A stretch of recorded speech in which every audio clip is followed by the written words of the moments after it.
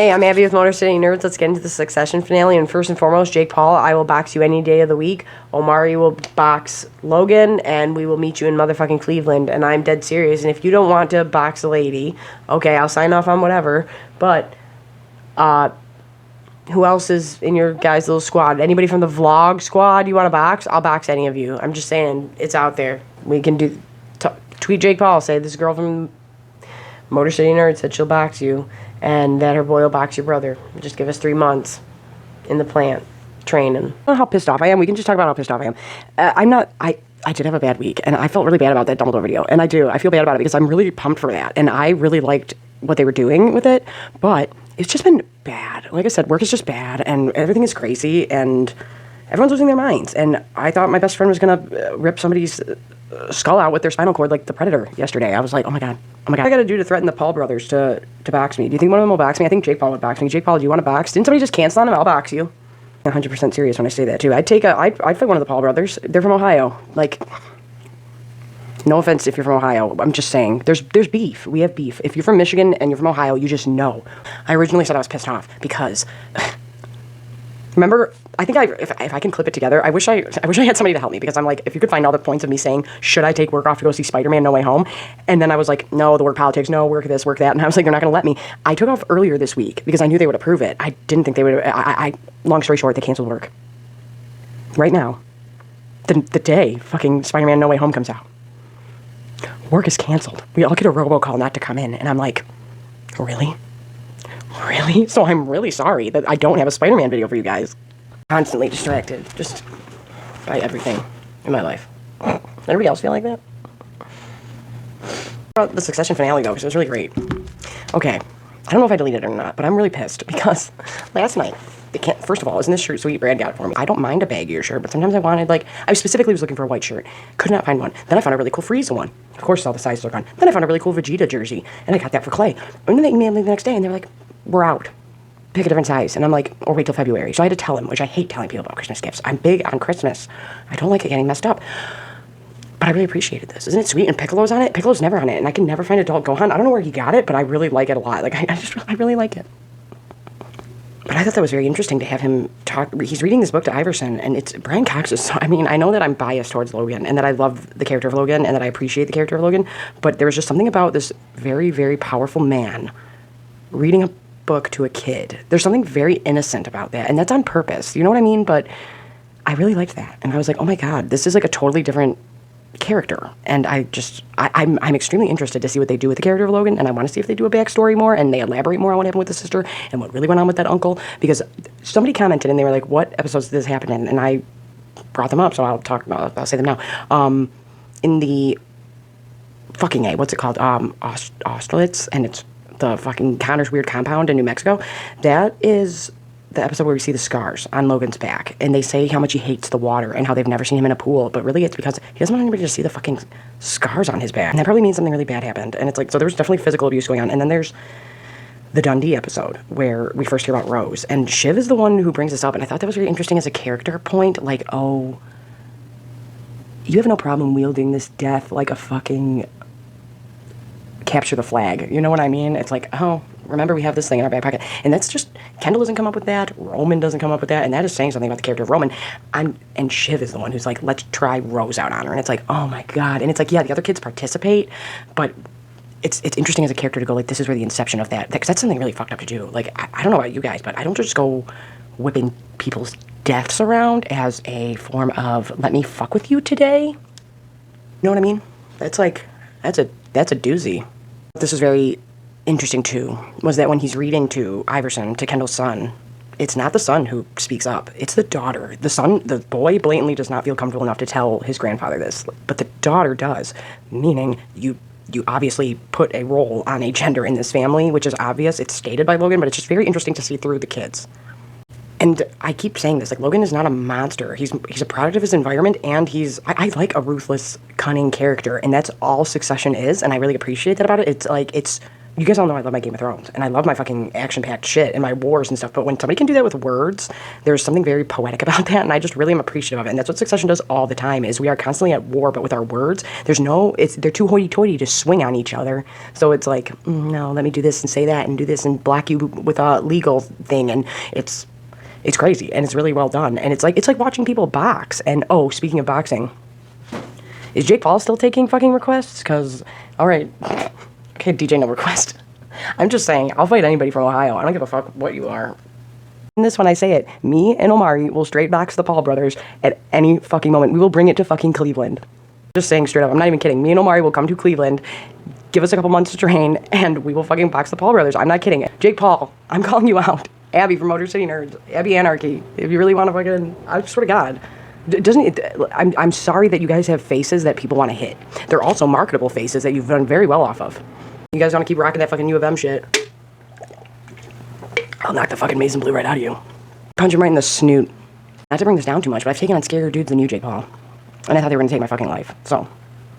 And I'm just saying, like, boxing is very different. That's a sport, and I don't think people realize how strategic it is. Like, it's not just throwing haymakers. If you do that, you better be like, Tyson even fucking moved. He was just a dense motherfucker. Like, it worked.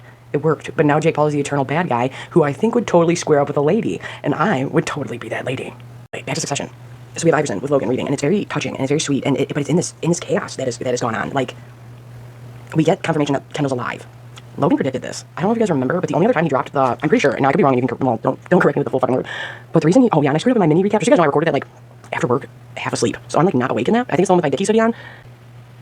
Yeah, in that video I said the Q word. I totally did not fucking mean that. I meant the F word. Like, I'm very aware that this is a fucking slur. I'm not a fucking moron. I'm just saying, like, I was not awake. But I wanted to correct that because I was like, I really screwed that one up, didn't I? It's not like mix-matching people's names. That's like, no, I really fucked up with words. So I wanted to correct that. It's not the Q word they were dropping. It's the F-bomb they were dropping for gay slurs, and it was bad. And the only other time Logan has done that, I'm pretty sure, prior to this season, is when he said to Greg for Tom's bachelor party. Remember when they all thought they were going to Prague, and Kendall was like, well, then I gotta fucking build up my fucking stash? Logan tells Greg. That's what I mean. Like, Greg has been privy to so much information, and people just count him out. Logan does have a special appreciation for him. And Logan understands that he used to be poor and shit too. He understands the common man more than his children do. But he has a special fondness for Greg. I don't know if that's because he wants to screw Ewing over and prove him wrong. Like, look at what your own blood will do. Like, I'm your own blood, but this is like, you know what I mean? Like a bigger, like a direct thing. I don't know. Because he just has a general fondness for Greg. But people count Greg out. But he told Greg back in season 1, you make sure Kendall doesn't end up dead in the bottom of some Geisler pool in Prague. And then what happens? Kendall tries to off himself in a pool in Europe, and I thought this was very interesting too. Dawned on me.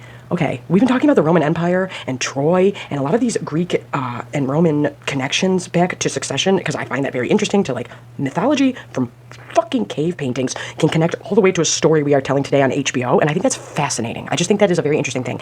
And so I went down a whole fucking Greek thing, and then I went down a Roman thing, and I realized this shit is crazy. The real shit is crazy. The Romans were lawless up in this motherfucker. I don't know if you guys realize this, but anyway, let's just keep on track. If you want a wild time, go listen to what the Romans were up to for a minute. Now, if you can't see the parallels of Logan appreciating history like that throughout this series, I'm sorry, but it's there. We've had the Trojan horse, we've had the medals, we've had the busts in the background, but now I realized, oh no, we are fully in Italy to the Roman Empire. Like, we are fully just connecting that back with where we are geographically.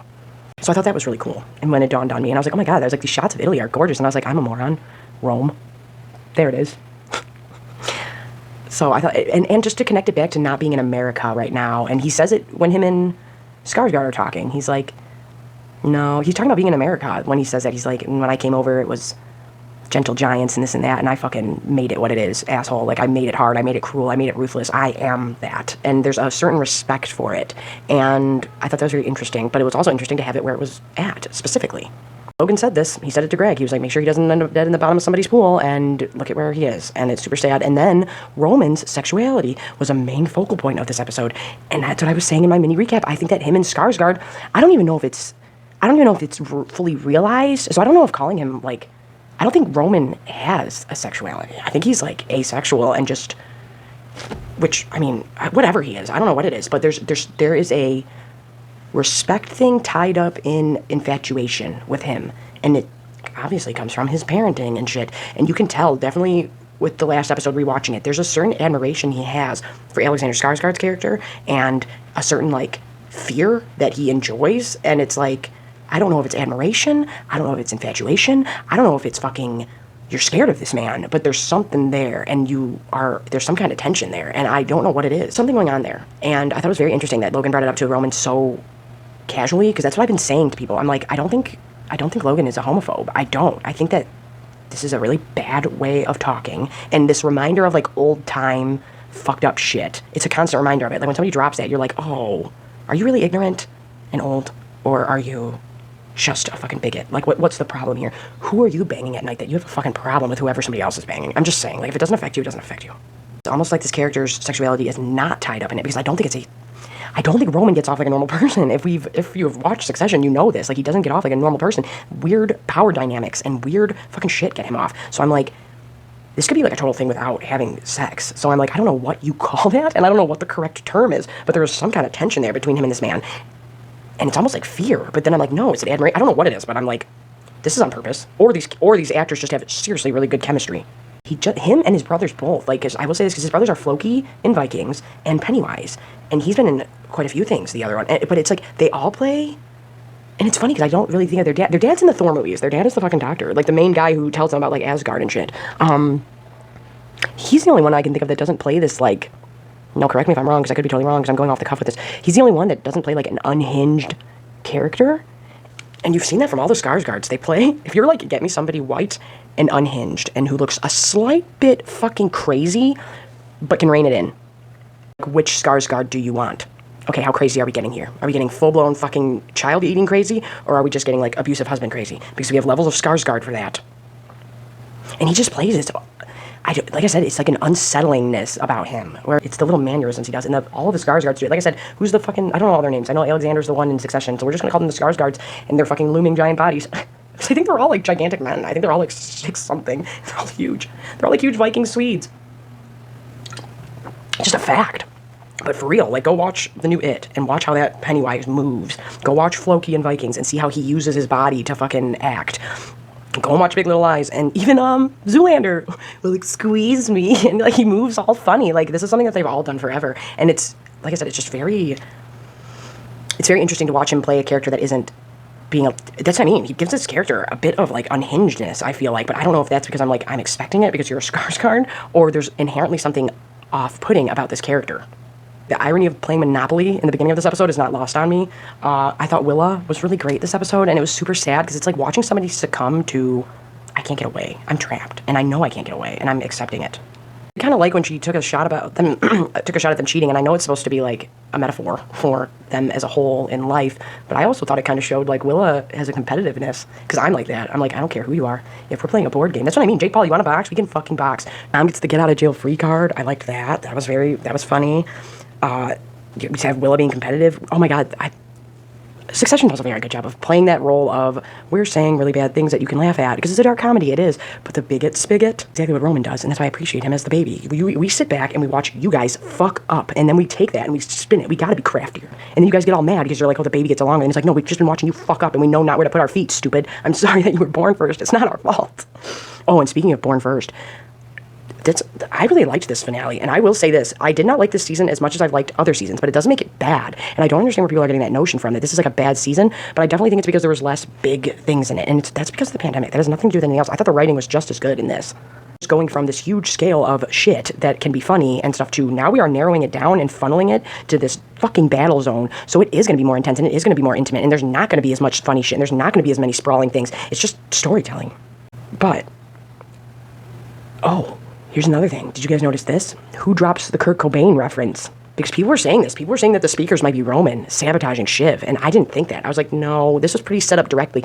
But he brings up Kurt Cobain and then starts looking around in a fucking panic. And I'm like, you think your dad's nearby. You think your dad's nearby, and you think that Logan is smart enough to put together, we don't have Nirvana and Kurt Cobain get dropped in the same fucking couple days, and that's not the motherfucker who did it. No evidence towards that. Except this one little line. I didn't think this at all until he said Kurt Cobain. And then I was like, that's interesting. And then the second I looked at the screen, he was like, panic mode. And I'm like, oh, that is. There were a lot of little interesting things in this episode, and I really like this finale a lot, and I thought it was really well done. And like I said, just like the reading to Iverson and it being a children's novel, and Logan gets genuinely concerned for his grandson. He's like, right before tell me, have you guys heard Logan Roy tell anybody to be careful? Have we heard him show any type of concern like that for his own children? I don't know if this is something that has to do with I hit you in the past, and I know I did you dirty, so I'm trying to do extra right now. Logan cannot show love, and I thought when Brian Cox was saying that at the end of the episode, he's like, love? You want to say you're coming in here with love? That was like earth-shattering, and it was tense, and it was hard to hear this man say those. It was hard to hear this man say the word love, and it's like, you just kind of stop what you're doing, and you take a beat. You're like, oh my god, oh my god. Very interesting to go back into his history, but we end up finding out that Greg's little girlfriend, the PR lady, pulled Kendall out of the pool. I just think that's very. Whether or not we do anything with your character, I know that we're showing Greg being a bit of a scumbag and being a fucking asshole to women this season, which I think is very telling about what we think is okay, and our morals being shaken by the shit around us and what we allow around us. We find out that she pulled him out, and it's like, okay, whether or not that just shows you're a decent human being. Sibling, because Connor brings that up later, and it's really, there's a couple times in this episode where everything shifts very fast. And now, I don't like saying that because it's like Succession always does that, where it's like I said, it's a dark comedy. So at any given point, it can be like, I'm laughing at this, but you're not laughing at this. You're laughing at this, but I'm not laughing at this. And I really think like stuff with like the bigot spigot and the vote boat. It's the way that Matthew McFadden has fucking delivered those lines. It's the way Tom says them that is so fucking funny. It's not the words. It's how he says them, and that's what's funny. And so I was cracking up at that. But when they were talking about I'm the eldest son, there's a point where that is not funny, and it's serious, and it's sad, and it's like, oh my god, no, you've been overlooked your whole life, pushed to the side, your fucking siblings say it. But to watch Connor say that I'm the eldest, after a minute, that's, like I said, it's not funny. It's like, oh my god, this poor fucking man. Like, oh my god, you, if we just feel them as characters, we are like, oh my god, Connor, this is fucking you up, dude. Connor says, I think we will make a song and dance because you nearly drowned, Ken. I think they truly want to help him, but like I said, they're so fucked up. All of them have their own issues with how they deal with the relationship. Like, just because you're this doesn't mean you're a creep. Just because you're this doesn't mean it's okay. Just because you say it's an open relationship doesn't mean everybody has to be okay with that. It's okay for you to go, I want to be monogamous, and if they are not up to that task, bye. Like, I gotta go. Like, if we are not on the same page for things, how can we function? You know what I mean? They don't know what they're in. Like, you know what I mean? You can't do that to somebody. You can't just go, yeah, by the way, this, and this, the day we get married, that is manipulative and fucked up and wrong.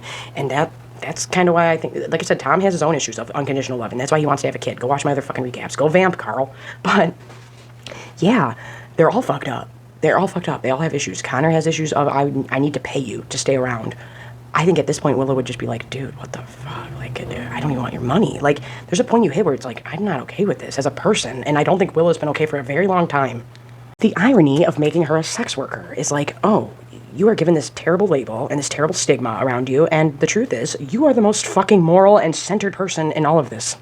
That's the kicker with her character is like, oh, you're a call girl. We should look at you a certain kind of way. But the truth is, you're the only one sitting back half the time going, how did I fucking get here? And why am I here? Like, I really love that scene at, is it the Hampton house? When they throw all the lobster out, because that really bothered me. I was like, oh man, I want those lobsters. Did anybody else want those lobsters? I wanted those garbage. I would have eaten those garbage lobsters. I'd fight Jake Paul, and I'd eat a garbage lobster. I'm just saying, man. Why wouldn't you? Did you see those lobsters? They look delicious. I don't even care if they're fake. Oh man. Red Lobster butter biscuits. Let's all stop fucking pretending like they're not the greatest thing on earth. When Kendall says he won't leave his children with Logan, I get it. In the last episode, I don't think that Logan thought the food was actually poisoned. I think it was more of a head game. And Kendall says he won't leave his kids with him. That was super sad because, like I said, we get this glimpse of Logan going like, be careful. And he's like, what's wrong with you? Like, he doesn't know how to say, do you need help? Let's get you a therapist. Logan does not understand that concept. And I'm not giving his character a pass. I'm just saying it for the sake of argument. Like, 1, I am biased towards Logan. 2, I think this is a very tragic thing. Like, I don't think any of this is good. When I say comments like, oh, Kendall's this or Kendall's that, like, I don't mean it like, oh, I'm dead set on this. They're characters. It's fun. It's over the top. It's made up. It's supposed to be talked about and discussed and laughed at. Like, we can all like characters and not get all in a tizzy about it, is what I'm saying. And you don't need to go nutso if I'm saying something you don't like. Like, calm down, take a beat. And it's almost like, now I could be projecting onto this and just going like what I want to see because I like this character and I find him very tragic, but I'm like, no, this is very lonely. Like, this person must be very lonely. And they make a point to show Marcia going alone. Logan not going to that wedding was always going to happen. He was when you know you've met your mental equal and they are coming at you, when you know it and you're doing that boxing in your head or the chess in your head, and you know that you have somebody that you're good up against you, you know when to back down. Logan knows when to back down with fucking Caroline and with Marcia. He knows when to go. We can toe that line, but I know not to cross it because I know what you hold over me and I won't be cool with it. And that's what I mean. It's just like King Lear or anything else. This guy is not going to let his empire go. Whether that's by force or with the pen or the sword, this guy ain't going down. Like, I will continue to fight you. And I loved when Skarsgård said that. He was like, no, you're an icon. Like, you are bulletproof. You can't be fucking touched. You are not even a fucking person anymore. You are just past that. You keep all your shit. I'm not. Because that's the thing here. When Skarsgård tells him, I am not trying to fucking belittle you. I am not trying to make you small. That's a huge deal. But that also tells me you have no problem looking that way. How much can I fucking allow that motherfucker to go? If I won't allow myself to be bent like this, why would I ever put somebody in charge that would allow themselves to? I know what I'm capable of. I don't know what you're capable of. And I'll trust the monster I know before I trust one I don't. Now, I know there are a lot of things in this that are factoring into Logan as a character that I think are very interesting, like I said, but I definitely, that's how I personally would look at it is, and I don't know what this is about me as a person, so if you want to psychoanalyze me, that's fine. But yeah, if you see how he's talking, that's how I personally feel about it. There's nothing that indicates this. I have no evidence for this character thinking this way. This is Abby's own personal opinion. That's how I would think. I would go, I know how brutal I can be. I know how fucking ruthless I can be. I don't know how far you'll go. And I don't know for what. I don't know if it's money. I don't know if it's something weird. I don't know what it is. But you'll give whatever that is to somebody for a piece of you. And I can't trust somebody like that. I can't trust somebody that would sell part of their being for something, like putting their name on something. Like, just like Connor says, when I really like that line when he says or it's a Greg. Somebody says this line, and I really like it. Comment down below who says this. My signature is prime real estate. They know how much their fucking name wields. They know how much it costs. Like, they know, and that's what I mean. We really get a glimpse of Logan losing it this finale. We get a shot of him caring, which is rare. We get a lot of emotions from Logan, and it's not obvious. We have Roman making the bed with the intervention with Ken. Believe me, immediately you look to the chain around his neck and you're like, that's heavy imagery. You know what I mean? Like, this man is completely a slave to his fucking lifestyle and shit. It's also said by Skarsgård later on in the episode, which I thought was very interesting. Like I said, where are my Succession people at? Katie, Kellhound, there are people in my comments that I really appreciate, and I still stand by what some of them have said. And one of them being that Rava is with Stewie. I think that whoever she's with is a total red flag, and that she's going to be with Stewie next. That's a genius fucking move. But yeah, I don't want to sound redundant, but we've been talking about the Roman Empire over here, and we've been talking about Troy, and we've been talking about crazy Greek shit. It's nuts. It's crazy. But we get the Roman thing brought up about the slaves, and later on in the episode by Skarsgård, and I'm like, oh, well, now we're saying it. Now we're just directly talking about slavery. Like I said, these things tie back. If you watch things or write things, like, these themes are a thing, and that's why, like, when Kendall showed up with like, him shaving his head last episode, that's how you knew something was off kilter about him. That's how you knew something was wrong. He was, like, coming into the world again, fresh. And it's like, this could be in a bad way, because I think I'm, quote, like, restarting. Like, and that's what set me off. It wasn't just the haircut, it was lots of things. But same thing with this huge chain around his neck. It's like, that's a choice. I think that this person is mega rich and free and can do whatever they want, but the truth is you are a slave to this fucking lifestyle and you can't get out of it. Because before that is when Roman and his dad go out to see Skarsgård, and that's when Logan tells him, like, I don't know what you need to do to get off, but just do it on your fucking own, and I don't want to hear about it. Now, I can definitely see where that is an issue, and it's like, but I don't think Logan gives a shit what any of his kids do. I don't think he does. I don't think it matters to him what they do. I think no matter what it was and who it was with, it would just bother him. And like I said, I'm not justifying how this character says things, because it's not okay. You should not talk like that. I don't give a fuck. But like I said, to talk about it narratively, it definitely, I just think that's Logan as a character. But I thought that was very interesting that it got brought up right after I was saying I think that him and Skarsgård have something going on, or something was forced, and that would also work. Go watch my other video if you want to see what I think about that. And we have the DOJ get brought up. And we have to remember that is the top looming thing, and that's kind of why I thought he put Skarsgård in charge, or is trying to, because I think that he wants somebody else to take the hit. If you're in charge of this boat, aren't you the one who gets in trouble for it? I also liked how he was essentially saying, I'm going to go down like a pharaoh. Like, I'm going to fucking be buried with everything I have, and everyone I have, and fuck all of you, and make your own fucking pile. I kept saying that to my mom throughout this episode. I was like, they're going to have to band together. They're going to have to band together and show Logan we are one unit, we are a family, and we will fucking cover for each other. Because you want to know what I got major vibes of? Did anybody else get major Fredo vibes from Connor? Have you seen The Godfather Part 2? We talked about the Judas kiss before with season 2. I'm just saying, it's very... And then this episode, I'm like, oh, I'm the eldest. I know it was you, Fredo. I know it was you. I know it was you, Connor. Like, I know that Connor's gonna do some bad shit because I'm getting major Fredo vibes. But I'm like, you should never want... That's why I think Cousin Greg is gonna, quote, win it all in the end. Because I'm like, who is actively not working against the family? When you strip it down to... It's called Succession. It's supposed to be about family. So it's like... Who's the only one not really trying to fuck their own family over? And it's Greg. Everybody else is actively trying to fuck each other over. Greg is the only one who's not. Until he's being scummy, but he isn't actively working against... And I think he's the one who snitched. Greg snitched. Greg is the one who snitched for sure. Shiv thinks it was Tom. And that's why I think that's why she's so off-put at the end of the episode. She's like, once again, I knew how far people could go. But once again, this fucking lifestyle and this way I've been raised has made me believe that I'm untouchable to it. But now it's happening to me.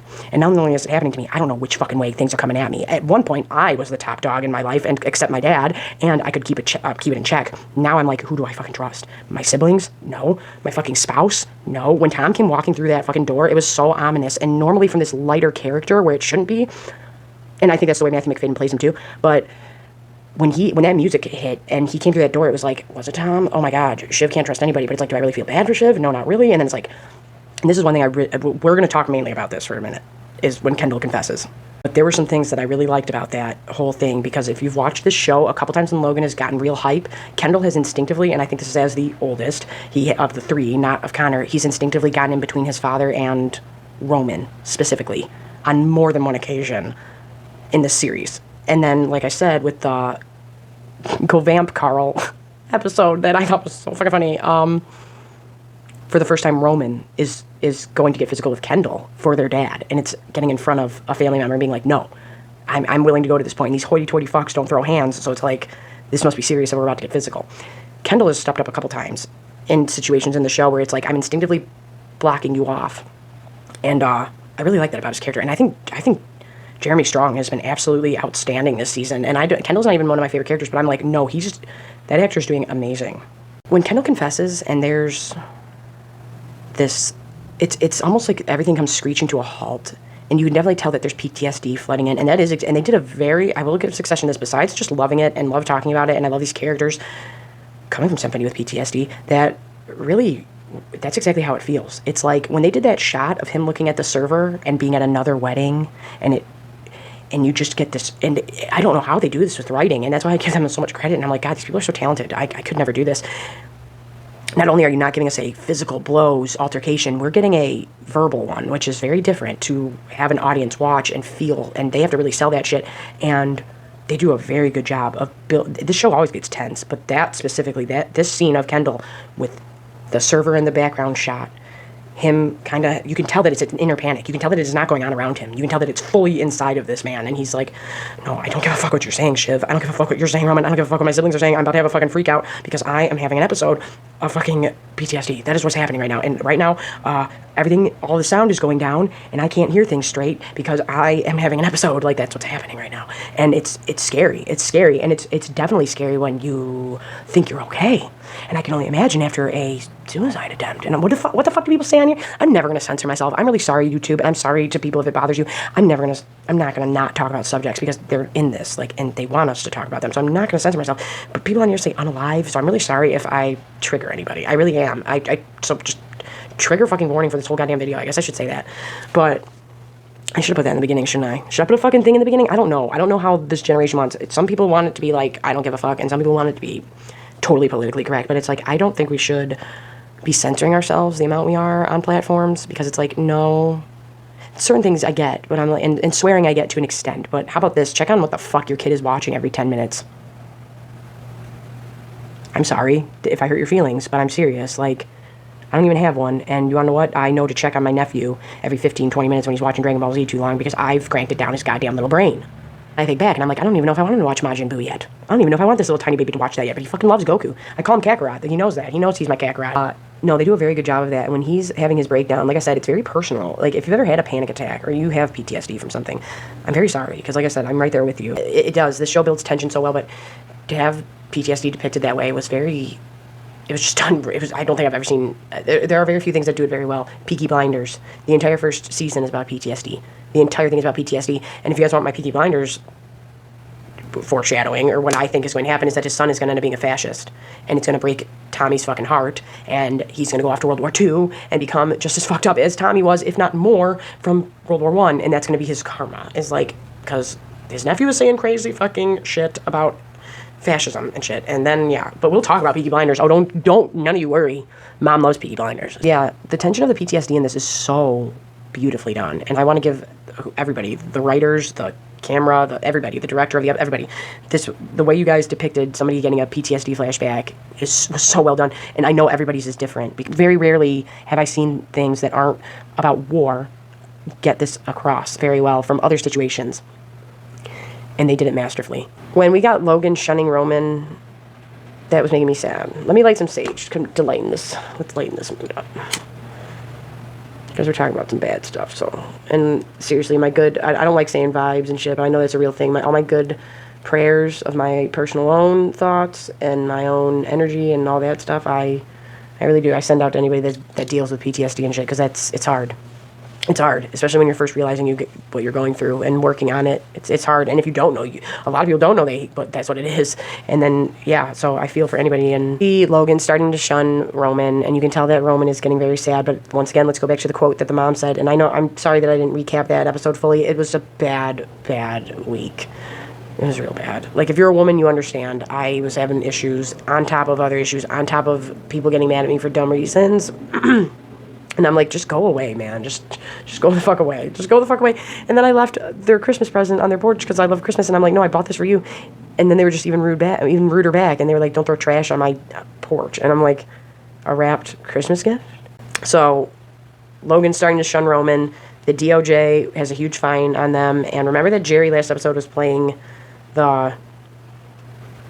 who her connects are at the DOJ close to her chest. But now that this guy's in charge, maybe he'll take the full hit for that. I don't know how that works. Like I said, if you're in business, let me know. They could still come for Logan for things, but I don't think they will, because let's compare it to The Godfather again. Like so many politicians you hold in your pocket, Don Corleone. Tatalia's a pimp.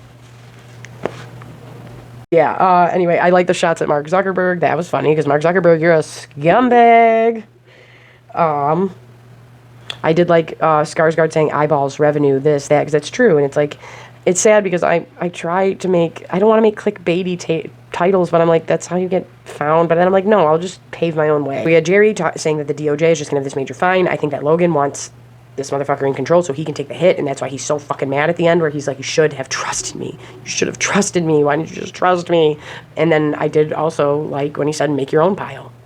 Let's wrap up the Kendall with the siblings conversation, because as I was talking about was how they showed the PTSD for somebody was very well done. How they showed the siblings and listening to him, and Roman, of all people, showing so much emotion. And once again, Shiv being the first one to hold him, like, maternally. Like, you can tell that Shiv even took on some burden of being their mom, quote-unquote, a little bit to them, because of just scenes they've had together when he said, like, just look out for me, please, Shiv. And I think that's why that letter this season bothered Kendall so much.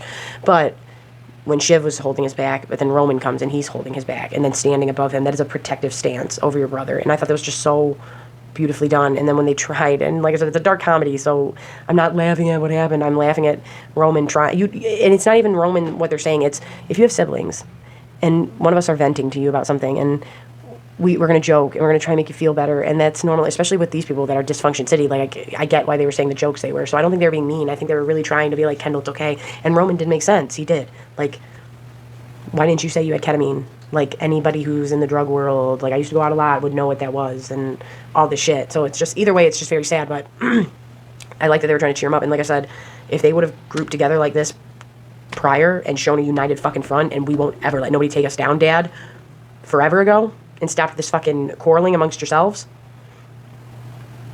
Logan would have been like, yeah, let's figure it out. Let's do this. Let's move. And yeah, a united front. Show your dad you guys have what it takes. He's got connects, Logan. You guys, no. You guys need to work on your unity, and then maybe I'll trust you. Like, that's what I think he wanted, but it happened too late. I'll tell you what I did like during that conversation of Logan and Skarsgård talking was Skarsgård saying, you don't have the technology or the way to restructure, essentially, to keep going, or the software, this, that, and yada, yada, yada. And he was like, yeah, and you don't have the content. And I was like, oh, shit. I liked that conversation between him and Skarsgård, because it was like, and then he looks at Roman like, and like I said, if we rewind this 500 years, that's like him saying, Roman, get out of here, because you're my heir. Escape. You're my heir. Not saying he's going to die right there, but one, don't show your belly, and you're getting worked up, and you're getting nervous to defend me, and I can't have that. Go. Let me talk to this man. And I liked that, because, like I said, if it was 500 years ago, it would be, get my heir the fuck out. It happens in Game of Thrones in the books all the time, where they're like, get the heir out of here. That's why Ned, in the end of the first season, before he gets locked up, he's like, get my daughters, get them north. Get my daughters, get them north. Get them on the fastest boat, and go, go, go, go, go, go, go. Because he's like, I need to get my kids out of this situation first, because they're going to come for them.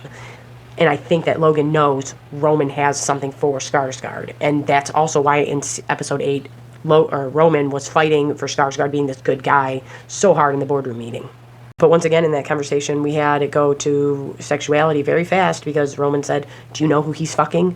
To Skarsgård. Because Skarsgård, like I said, he insinuates Logan looking forward to the future. And he's like, isn't that something you just say? Yada, yada, yada. And then Roman's like, steps in right there, because he's like, no, I love my dad. I love my dad. Like, back off. Like, I might like you, but you need to back off.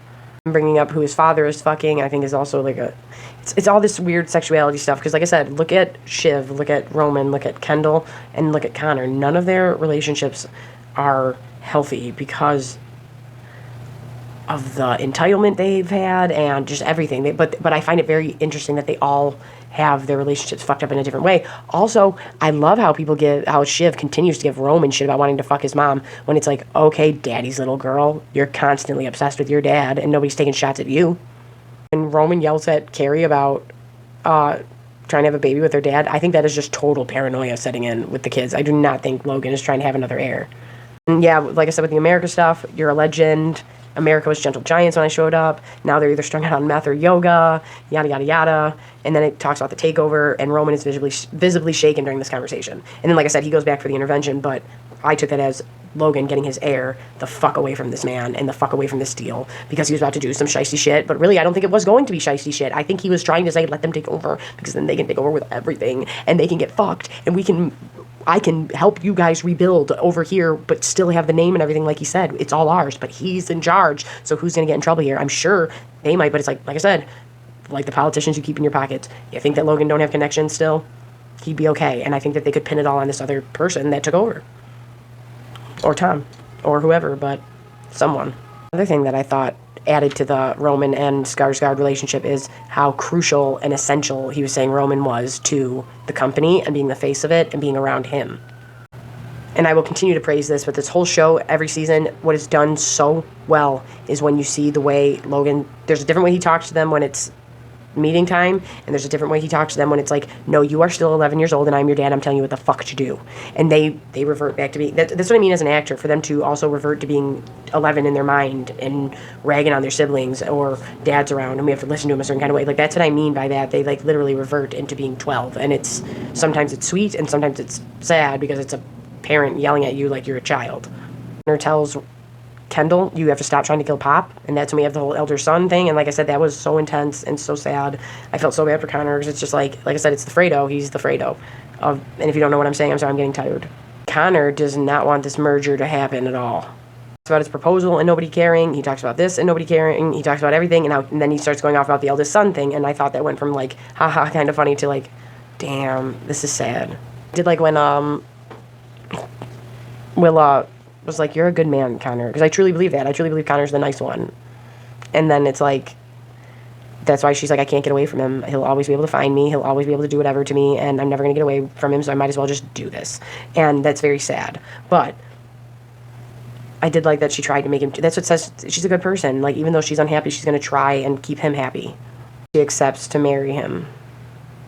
I like that they've made satanic jokes in the past, like 2 or 3 episodes about, like, sacrificing a goat so the Wi-Fi should be good and all this other stuff. And yeah, no, I like that. That's funny, taking a shot at all the crazies online. Oh, and like I said, the manor shots or whatever it is, and I'm ignorant of Italy, where it's in Tuscany, right? So, whatever. It's over there, and I was like, oh, Italy, Roman Empire, yeah. But then I was like, God, these shots are just absolutely gorgeous. And that's one thing I really would love to see in my lifetime is the Colosseum and stuff like that. And I know they weren't in Rome, but I'm like, when I realized, I was like, oh, Italy, Rome, oh my God, Roman Empire, here we go. I did think it was funny when Tom took shots of the royal family, when Greg was like, well, what happens is if this and this, they'll be countess and princess of that, and yada, yada, yada. And Tom, what did he say?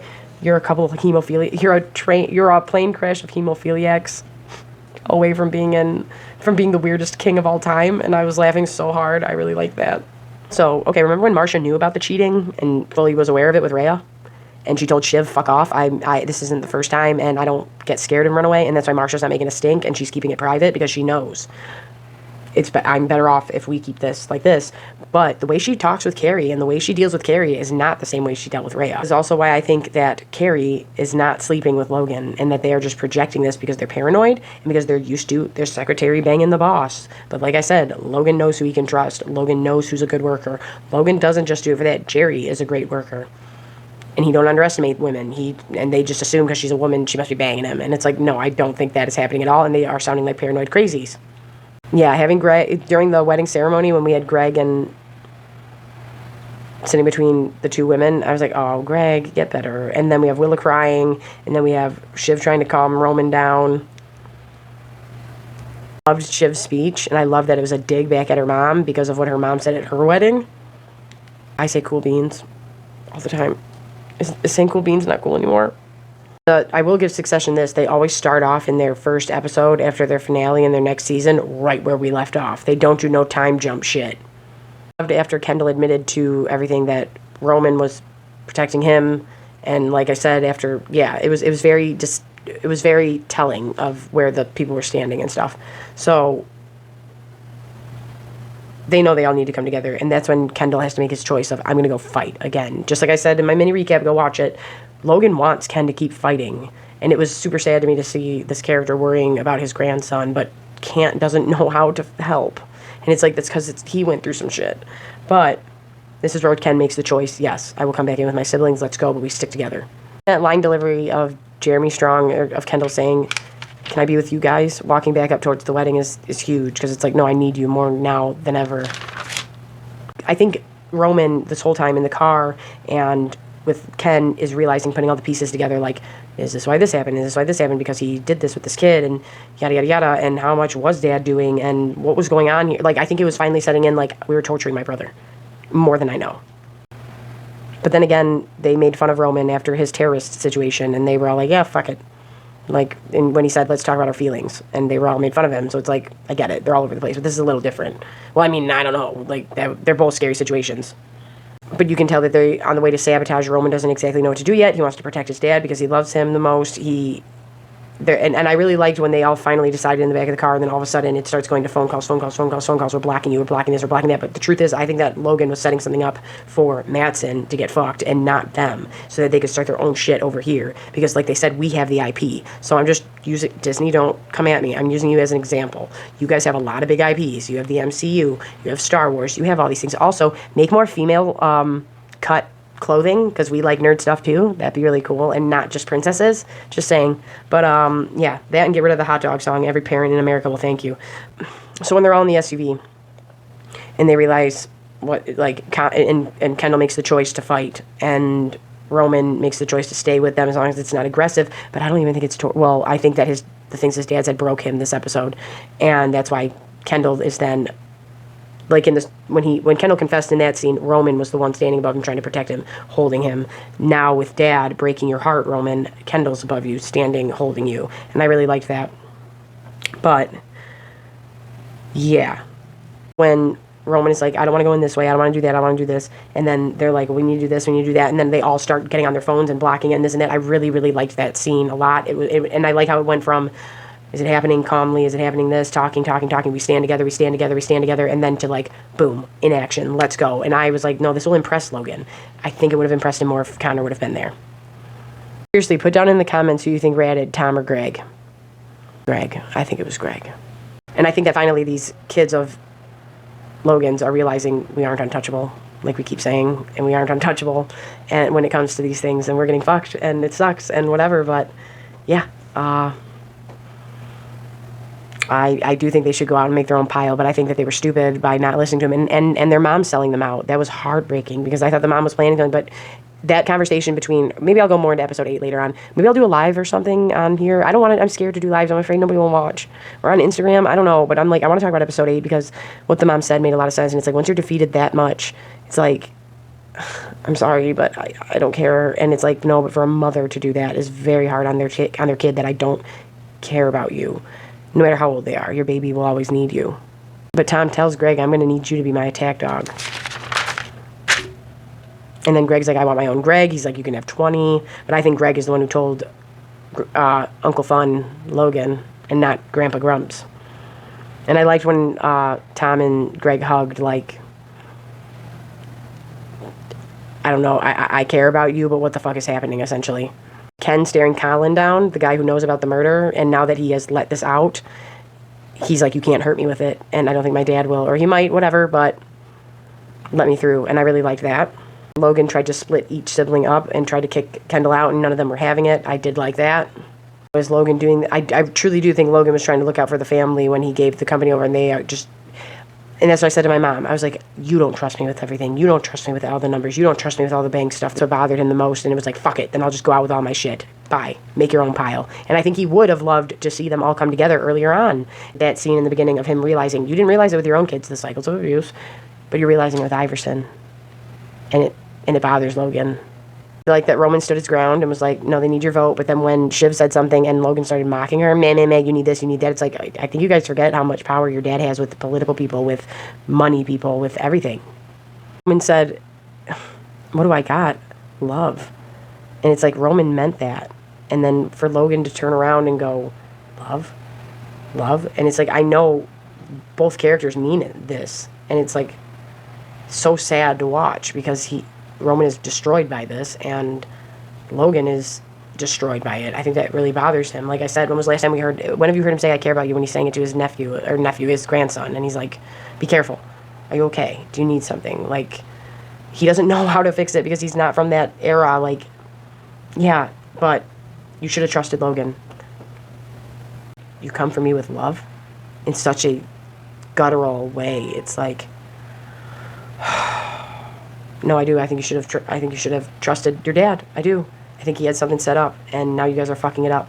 And if he tells you what it is, you are now complicit if it involves the DOJ.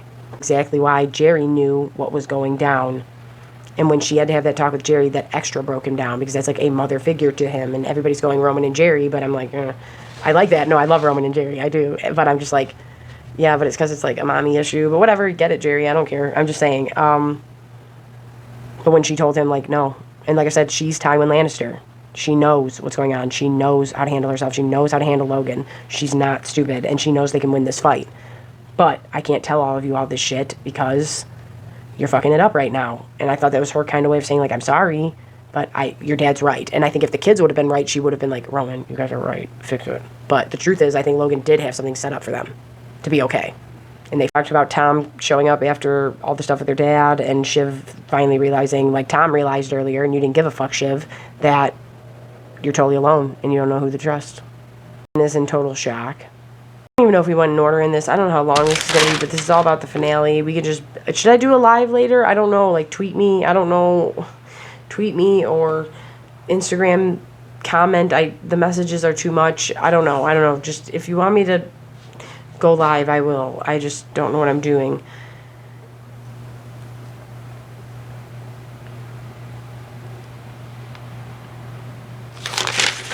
But yeah, I think we got through most of it. And we'll do a more polished one later, but yeah.